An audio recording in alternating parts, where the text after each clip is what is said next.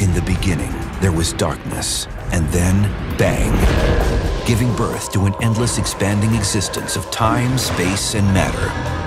Every day, new discoveries are unlocking the mysterious, the mind-blowing, the deadly secrets of a place we call the universe. If you thought Saturn was the only ringed planet, think again. All four of the giant planets orbiting the Sun have ring systems. Even Pluto might have rings. Flying a spacecraft through them would be deadly. These particles orbit Saturn at 15 times the speed of a rifle bullet. So to find them, ring hunters must push technology to the limit. It was a challenge. Like taking a picture of a cat in a coal bin. From the outer reaches of the cosmos to a surprising ring system in our own backyard, this is the hunt for ringed planets.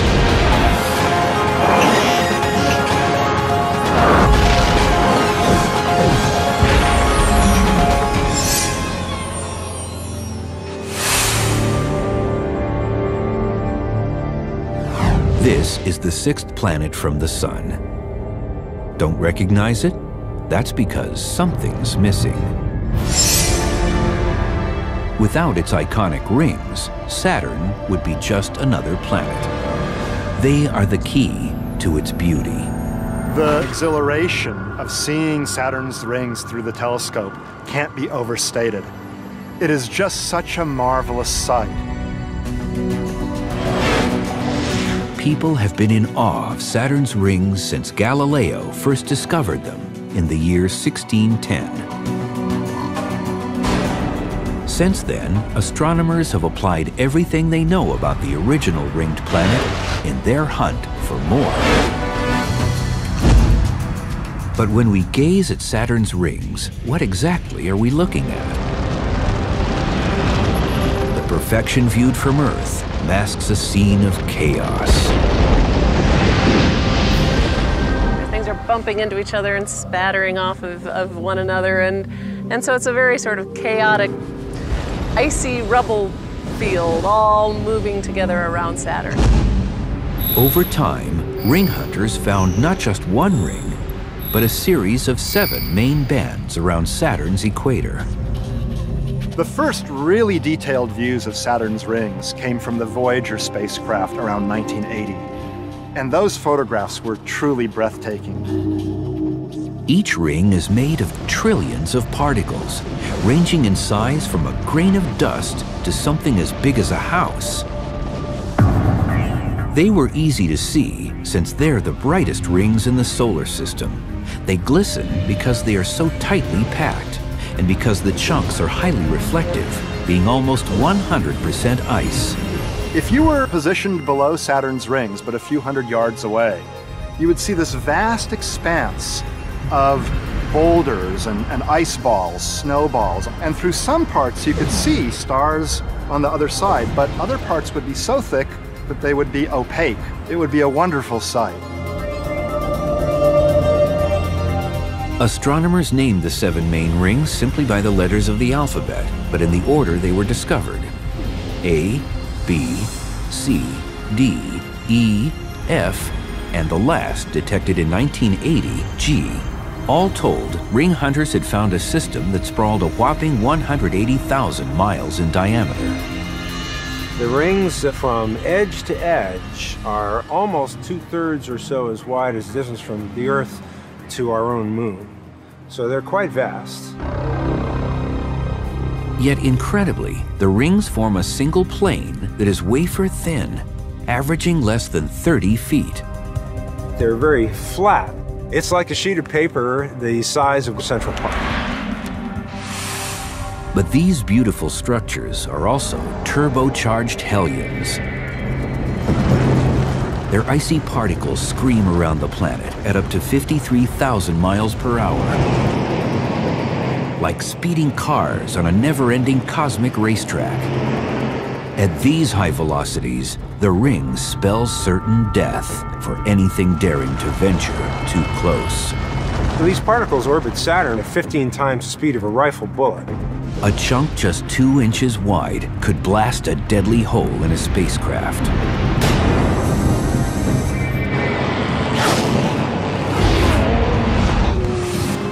The particles are like race cars at mind-bending speeds.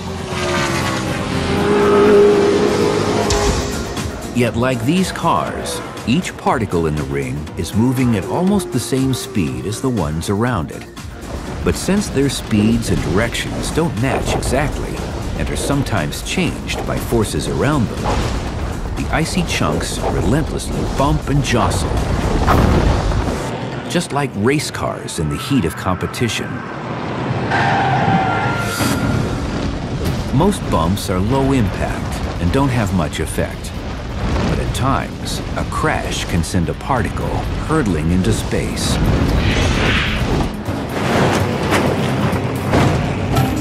What keeps these rocketing ice balls in a ring? The powerful force of Saturn's gravitational pull. If you suddenly took Saturn's gravity away, then the ring particles would go flying off in the directions that they were going at the moment that Saturn disappeared. Instead, the gravity of the planet and the velocity of the particles are in perfect balance, so that the particles are eternally falling or curving in towards the planet, but never getting any closer. But Saturn is not the only source of gravity. The particles in the rings have their own. And it is relentlessly trying to pull them into a cluster to form something larger, like a small moon. Every particle is attracted to every other particle, and the more massive ones have a bigger pull, and the closer you are, the more the pull is. But the gravity of the particles works against the gravity of Saturn. It's an eternal war. There's this constant battle, if you like, between the force of gravity trying to pull things together, gravity of the ring particles, and Saturn's gravity trying to tear them apart.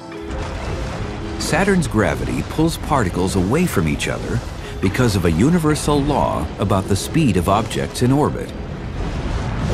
The closer you are to Saturn, more quickly you need to move to stay in orbit. If you're not moving really fast, you'll fall into the planet. Particles of Saturn's innermost ring tear around at more than 30,000 miles per hour faster than those in the outermost ring. Even if one icy chunk is just a foot closer than another, there will be a tiny difference in speed. That difference is enough to prevent the particles from staying together. Even over very small distances, the inside particles are moving faster than the outside particles, stretching them out along these ring arcs. So you'll never get the rings coalescing back into a solid body.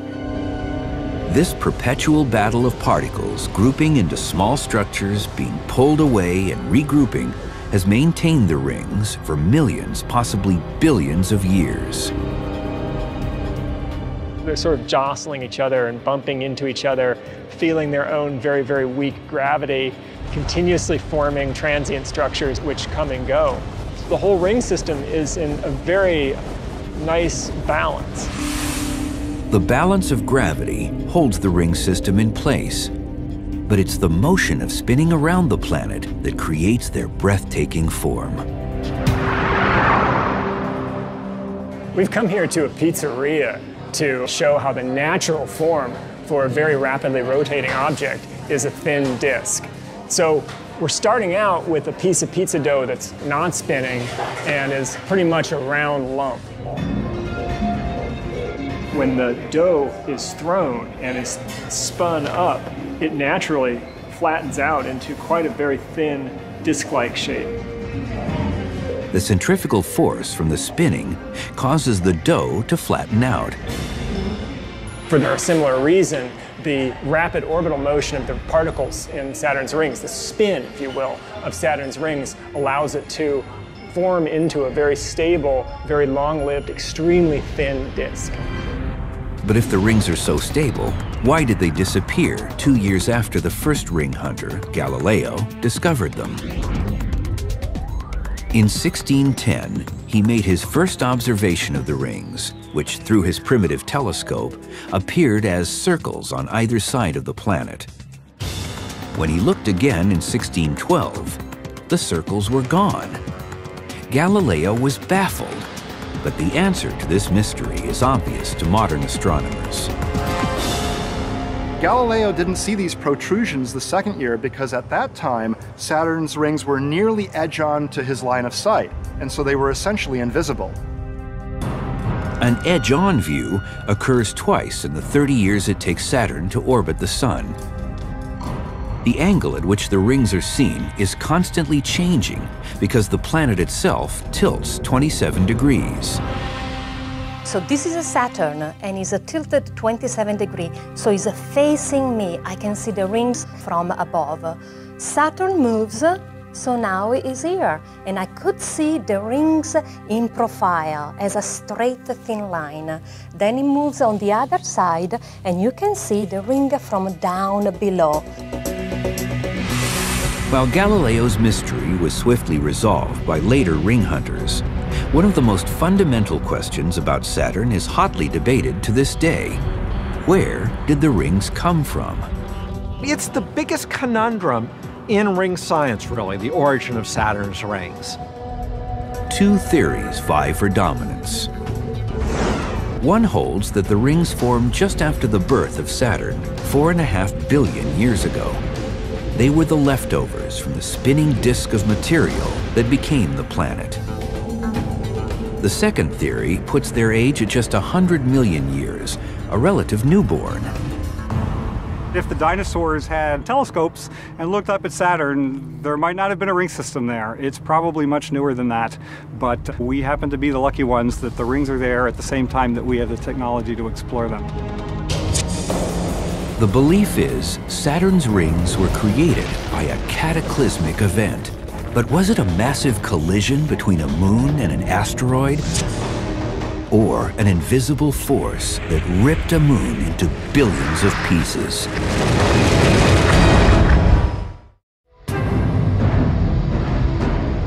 They are some of the most awe-inspiring structures in the solar system.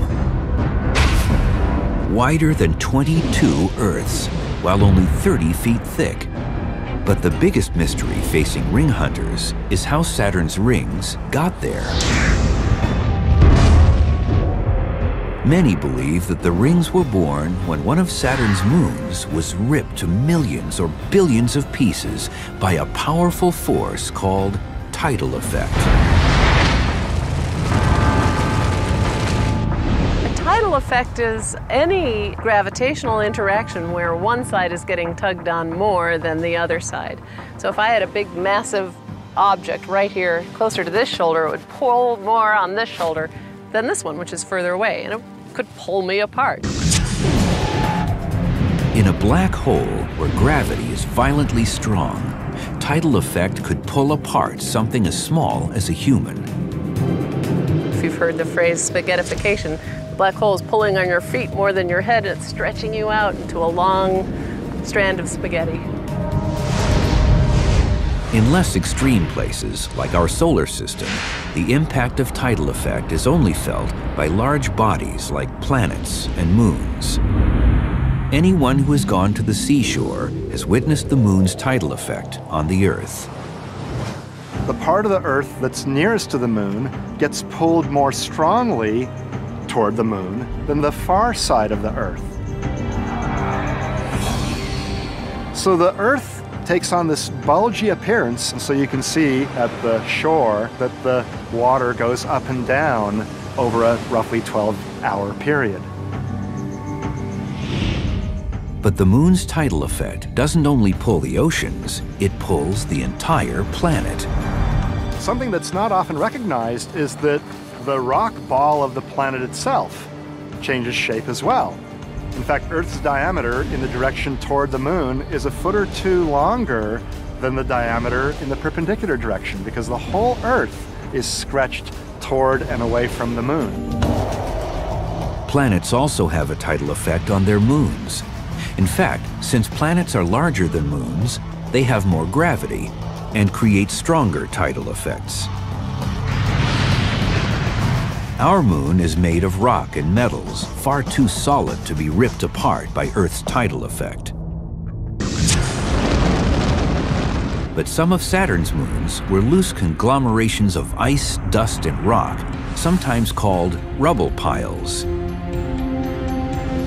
A rubble pile might be like a snow cone or something like this. You know, it's put together with no strength except just little surface forces. So very, very low strength object. Some scientists believe one of these moons strayed too close to Saturn 100 million years ago. The loosely held moon would get ripped apart into thousands or millions of pieces of a wide range of sizes. And they would have different distances from the planet and thus would take on different orbits. The different periods of the different orbits would gradually spread the stuff out into a ring system. Only further exploration can determine whether the rings of Saturn were created by tidal effect, the destruction of a moon by an asteroid, or from leftover debris when the planet first formed. But astronomers recently discovered particles joining a ring right before their eyes. They found that Saturn's outermost band, the E ring, only exists because of violent upheavals on one of Saturn's moons called Enceladus. What erupts from this extraordinary moon is water. That water squirts out in geysers and instantly freezes, kind of like the water in snowmaking machines at ski resorts. These plumes of frozen particles shoot hundreds of miles off the surface of the moon, where they enter into orbit around Saturn and form the E ring.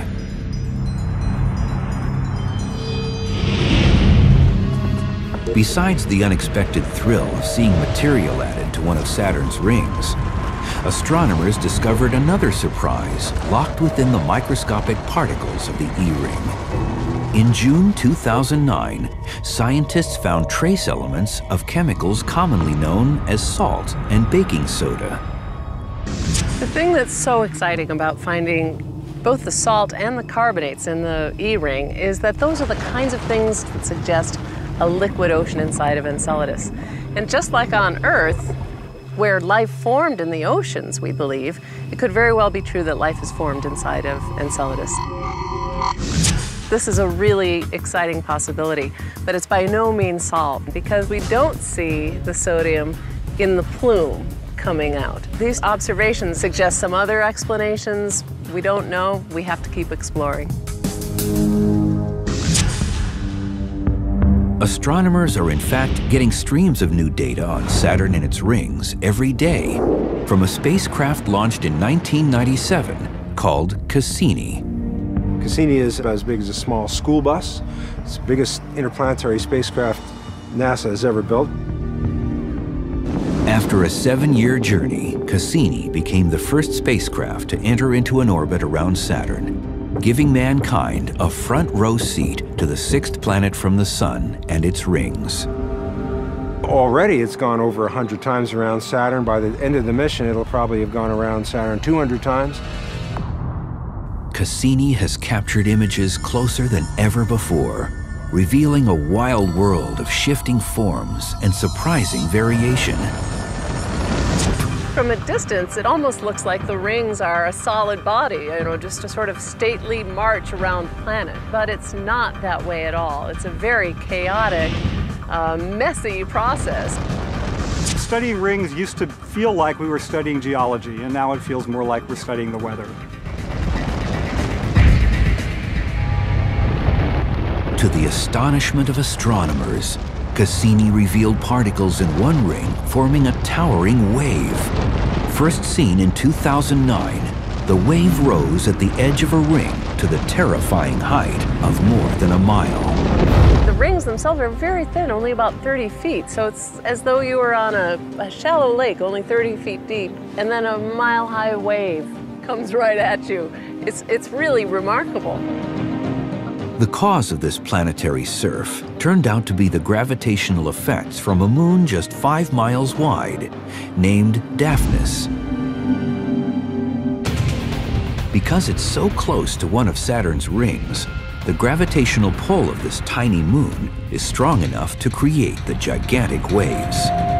It shows how kind of powerful and remarkable these gravitational interactions are between the moons and the rings. These waves are only one way that moons put their mark on rings. They also add to the shapes of the rings so that you get gaps and edges and very clear divisions between the rings. Moons that create these edges and divisions are called shepherd moons. In Saturn's F ring, there's a moon on each side that actually herds the particles into the ring.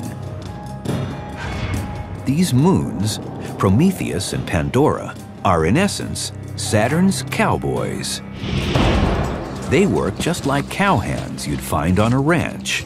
All right, let's go. All right. Let's go get them.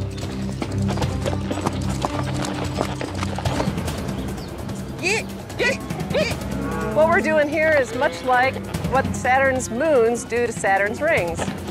We're herding them just like the moons shepherd the rings. For example, Prometheus and Pandora herd the F ring. I'm like Prometheus, I'm on the inside and my partner is on the outside, that's Pandora. And we're keeping these cattle in line just like the moons keep the rings in line. When a moon interacts with a ring particle, it can kick it into a higher orbit further from Saturn or kick it into a lower orbit closer to the planet. Pandora, being further from Saturn, orbits more slowly than the particles in the ring. If a particle strays out, Pandora's gravity pulls on it. This slows the particle down, causing it to fall back to the ring. On the inside, Prometheus orbits at a higher speed than the ring particles. Its gravity pulls them forward, increasing their energy and causing them to move away from Saturn. The overall effect is that the two moons confine the particles between them, creating a sharply defined ring. The moons play an enormous role, a very fundamental role in the way the rings look and how they got formed. The moons can shepherd the particles in the rings so that you get gaps and edges and very clear divisions between the rings. So the rings are completely dominated by the moons from the beginning to the end. The glittering bands of Saturn sparked a quest for more rings. Yet they were the only known rings for centuries. Ring hunters dreamed of finding others, suspected there were more, and yet could see nothing visible like Saturn's. As the 20th century waned, a small team of astronomers focused a telescope on Uranus in hopes of learning about its atmosphere. They weren't ring hunters at all, and yet their mission led to a shocking revelation, triggering the biggest discovery in rings in more than 300 years.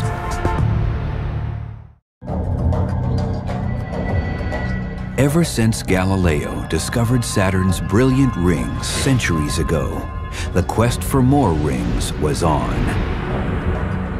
Yet hundreds of years rolled by without another discovery, to the enormous frustration of ring hunters.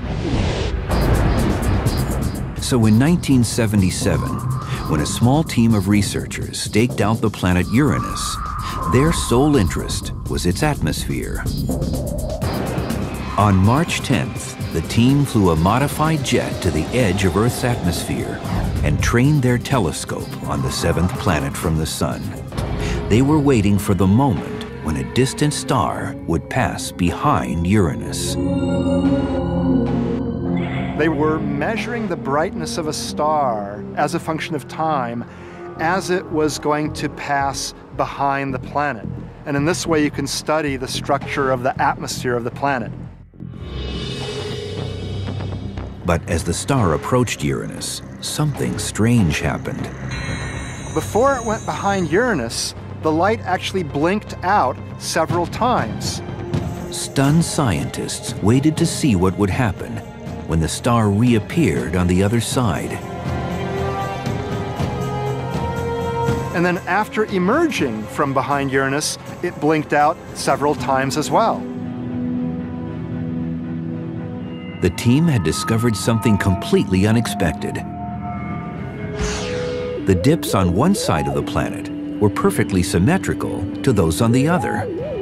It meant they had found a second planet with rings. That was a surprise, and it was very exciting to see for the first time.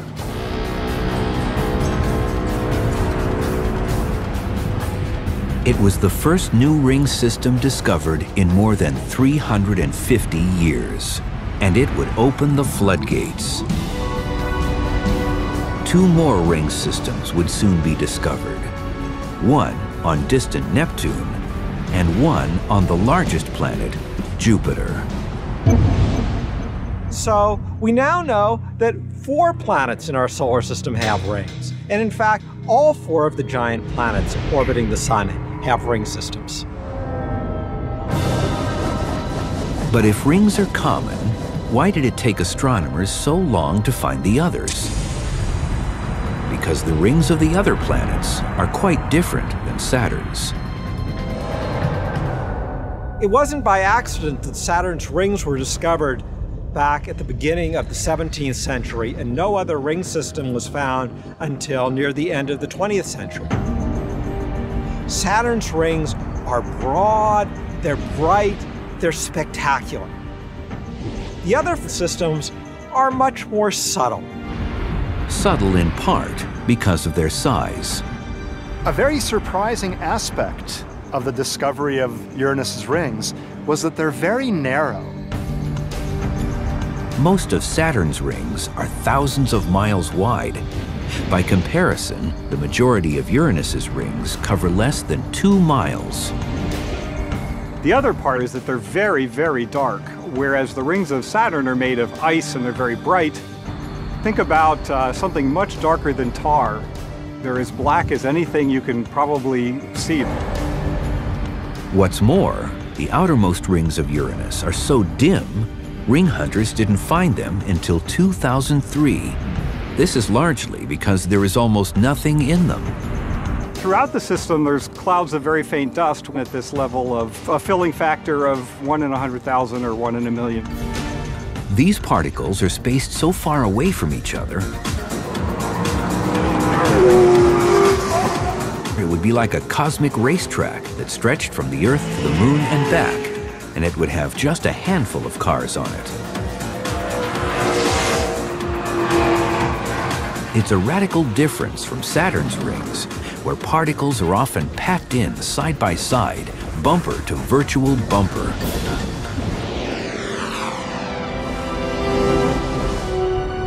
The outer rings of Uranus are extremely sparse, but they are not the faintest.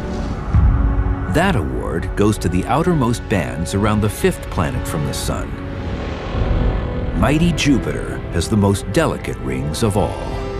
So far, astronomers have identified 4 ethereal rings circling the planet: an inner ring, the main ring, and 2 outer rings. Unlike the icy chunks bigger than a car found in Saturn's rings, the particles in the rings of Jupiter are mainly the size of the finest dust. We often refer to these as dust rings, but the better word would be smoke rings. The particles are microns in size. Smoke coming off of a fire is basically microns in size.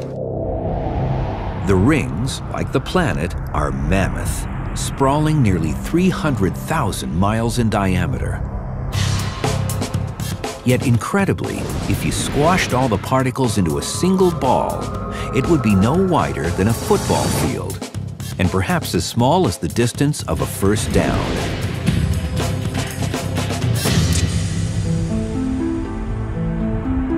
There is so little in the 2 outermost bands that they are the faintest rings ever detected in our solar system.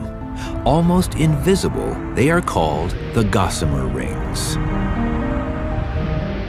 You could actually sit inside the Gossamer Ring of Jupiter and not even know it was there. I mean, maybe you'd hear an occasional ping on your spacesuit as a dust particle came by, but you would not see anything.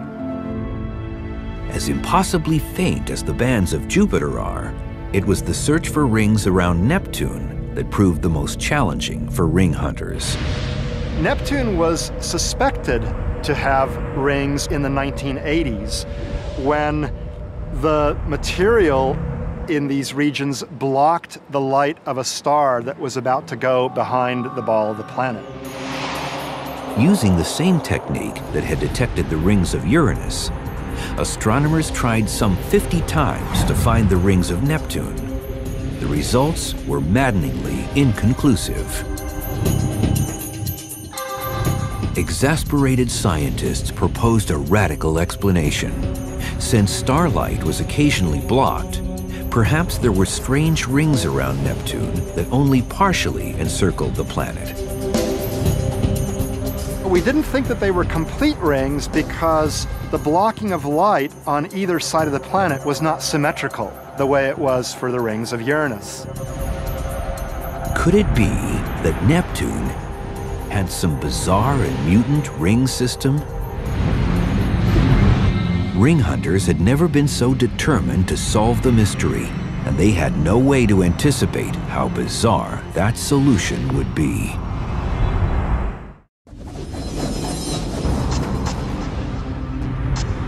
For more than 350 years, the only known rings were the bright and dazzling bands of Saturn.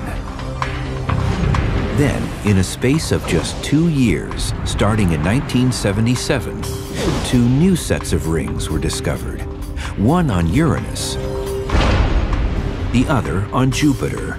But the search for rings around distant Neptune dragged on for many more frustrating years. Neptune is very, very far away. It's a great distance from the sun, and therefore there's not much illumination on the ring. In addition to that, no spacecraft went by Neptune until 1989, when Voyager 2 from NASA went by the last planet in our solar system. Voyager 2 was the astronomers' best weapon in the hunt for rings. On August 25, 1989, the spacecraft got as close to Neptune as any man-made craft ever would. It captured the best images ring hunters had seen of the 8th planet from the sun, an incredible technological feat.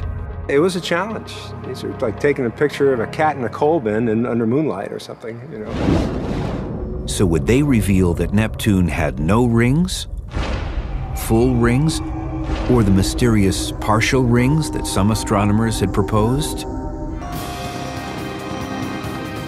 For more than a decade before the Voyager mission, scientists had tried to detect rings using the light of various stars passing behind Neptune. Some attempts saw dips in starlight, but they were never at the same distance on both sides of the planet, like full rings would be. Neptune was exasperating.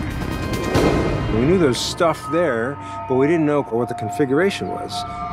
So when images from Voyager rolled in, ring hunters were thrilled.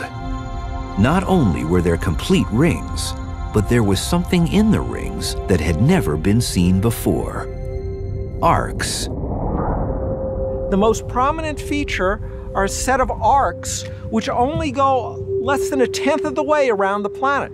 The rest of the ring, very ethereal. Arcs were simply segments of a ring that were brighter and thicker than the rest of the ring.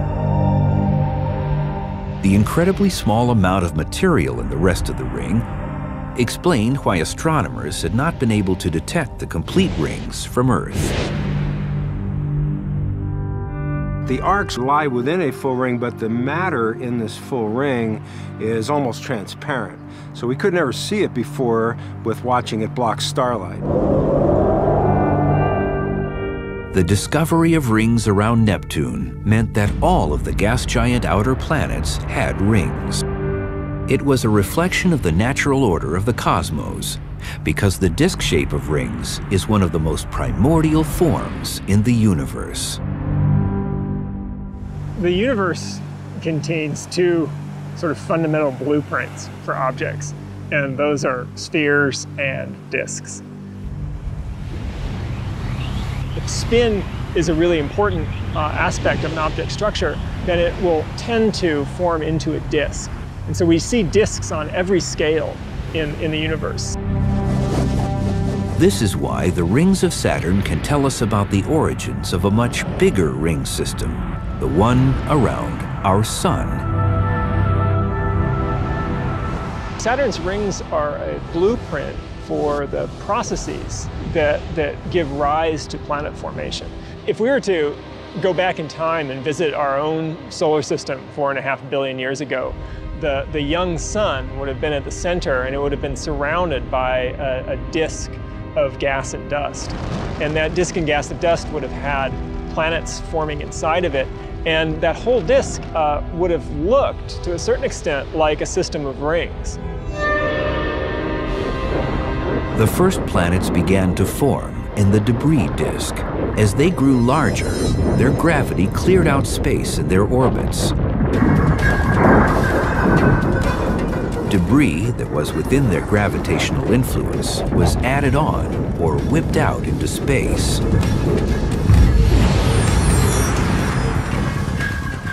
This is exactly what happened in our own solar system when Jupiter formed, because Jupiter was massive enough to clear a gap in our own disk.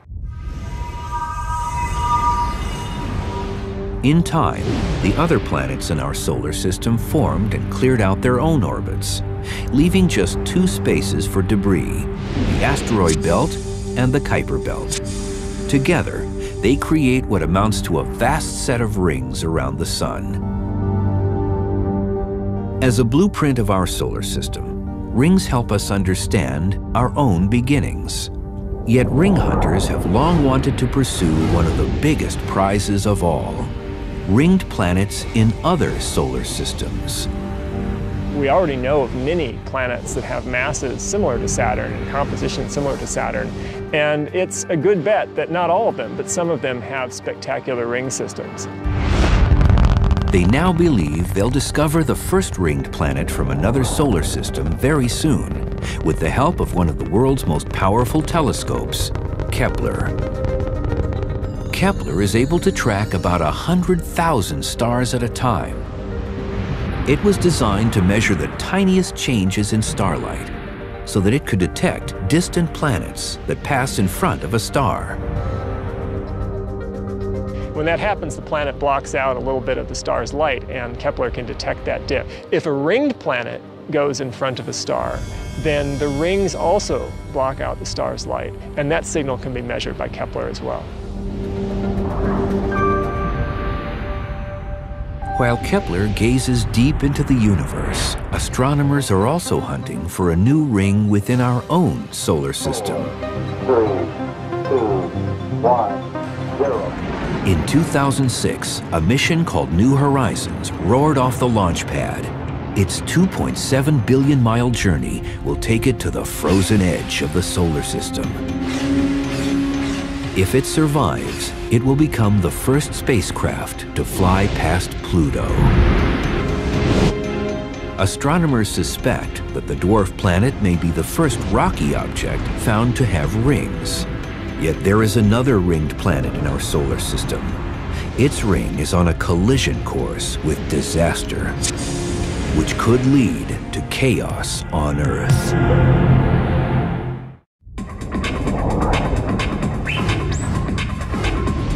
The four outer planets of our solar system are all encircled by rings, some dazzling, some dusty, some remarkably faint.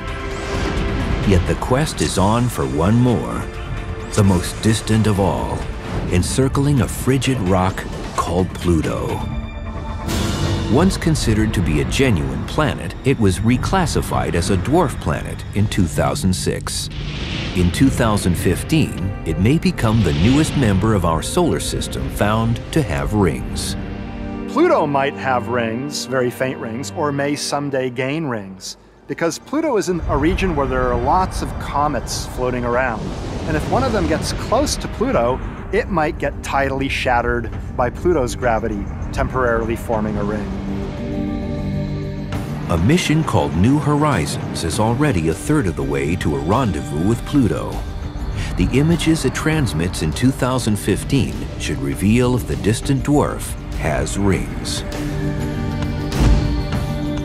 Yet ring hunters recently expected to find a new ring system much closer, on Earth's nearest neighbor, Mars.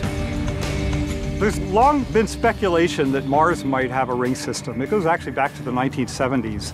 And part of the reasoning now is that everywhere we look in the solar system that we see small satellites, there is a faint ring associated with them. 2 small satellites, or moons, orbit Mars. Though each is less than 20 miles wide, astronomers believed enough dust came off these moons to form a faint ring. They must be producing clouds of dust. We know that for certain. And the only question is, when and how does that form into a ring? Yet when they trained the powerful Hubble telescope on Mars in the 21st century, they saw nothing. We've looked twice now and we have not seen anything. So we're beginning to get a little bit puzzled as to why there are no rings of Mars. The Earth itself once had a ring. Giant chunks of red-hot rock whizzed around the planet for at least a few years, and then vanished. How could that have been? 4.5 billion years ago, when the Earth had just formed, a giant body the size of Mars smashed into our planet. And that formed a temporary ring that was even more spectacular than Saturn's is today, in the sense that it was not just a big, thick ring, very massive, but it was glowing red hot. As the molten rock cooled, some was thrown back to Earth and some flew out into space. The rest of the material condensed into a sphere that became our moon. But Earthlings don't need to feel left out. Our home planet has a new ring, and this one is just 50 years old. It's not made of dust or icy rock, but metals and silicon. It's a ring of satellites. The Earth has built itself a highly technologically complicated ring of satellites that will last for millions of years. Comprised of some 400 satellites, it's the only known ring created by life in the universe. It hovers 22,000 miles above the Earth's equator in a geosynchronous orbit, where their speed will hold them in exactly the same spot over the planet indefinitely.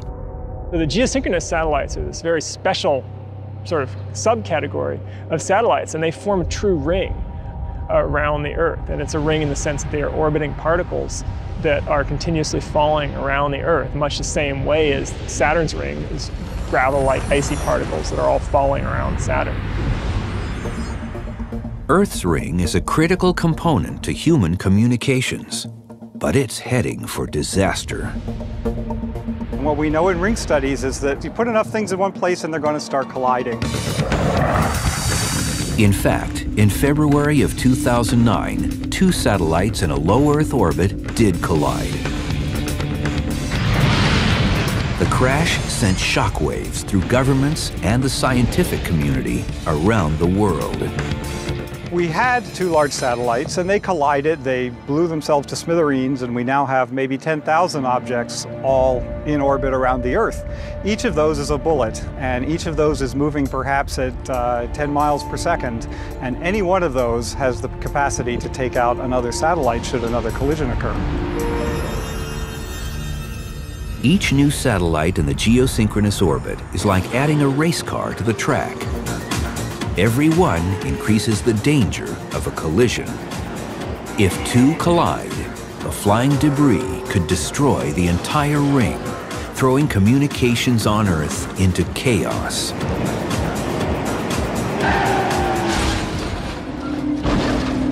Eventually, it will just be an unsafe place to put anything because you've got swarms of bullets flying past you all the time. Whether artificial or natural, ring hunters continue to pursue the prized bands because they're one of the most essential forms of the universe.